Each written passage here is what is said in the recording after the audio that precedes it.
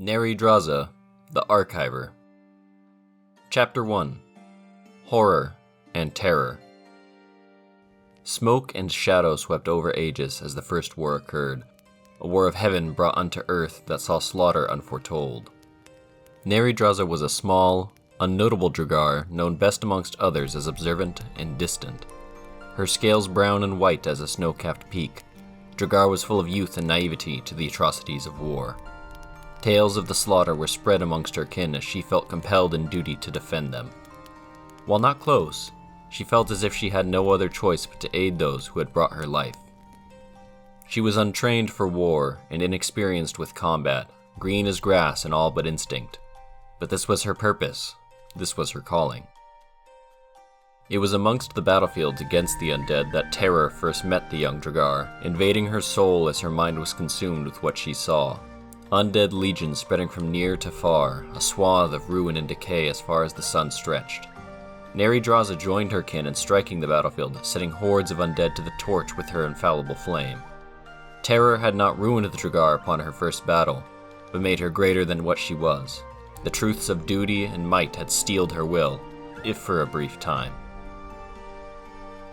It was soon after that she witnessed the cannibals' first atrocity. The Arch-Dragar, the Titan, the mountain-made living Azdromoth, corrupted before her eyes.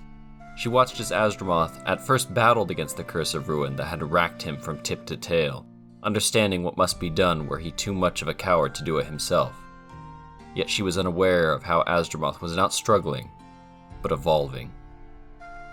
In a frenzy as his own kin watched in horror, the youthful Dragar witnessed the greatest creation of Dragur turned into his greatest mistake. As Azdromoth ripped his brethren to pieces, blood of the same father spilling to the twisted land below, Neridraza shattered. She was not a soldier, nor a warrior. A daughter following orders of her father, maybe. A coward in steel and skin and with fiery breath, perhaps. Neridraza witnessed amongst dozens of her own as the Arch-Dragar embraced Iblis warmly in an unholy vow of fealty, his hungering eyes turning to the rest. She fled among other Dragar who had managed to escape. Stricken with 1,000 emotions, Neridraza knew she could not continue the war. Duty still consumed her as the silent sister wished to help, but feared more than anything the fate Azdromoth had chosen that day. Chapter 2. The Wayward Dragar.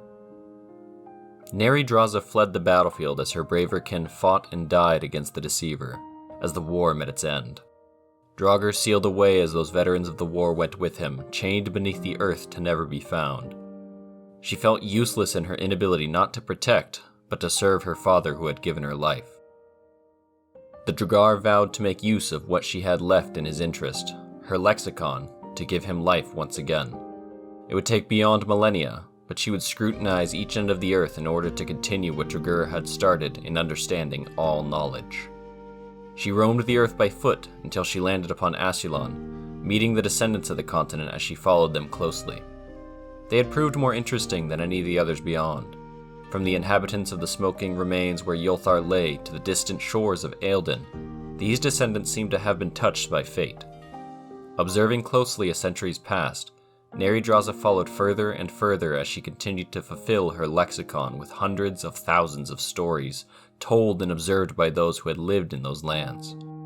Silent as a whisper and ever focused upon her goal, Neridraza had stayed centuries in her mortal form. Like a muscle unused, her power waned as her lexicon continued to be written about everything that roamed the earth but herself. Appearing as countless different characters of her own make, Neridraza became indistinguishable from descendants as she lost any aspect of her former Dragar power. She followed despite the countless perils and the fate she had condemned herself to as a half-mortal, blending in as she wore the skin of man, elf, dwarf, and orc as if it were what she was born with. Chapter 3. The Present Day. Distant and observant as always, Neridraza lives among descendants as common as the rest. Forever stuck in mortal form, the only parts of her former self she has kept is her lexicon and her task. Neridraza is consumed by the burden of duty, in continuing Dragur's work as Daemon of Knowledge, fulfilling his legacy where he is helpless to. Her life devoted to listening, seeing, and archiving anything she would witness to her endless fountain of knowledge and wisdom that her lexicon has become. While unable to wield any form of real power, Neridraza seeks in any way to lend her aid in continuing Dragur's legacy and work on the mortal plane. Whilst she never has, and likely never will appear to descendants with her plea, she sits and waits, until the end of time, if necessary.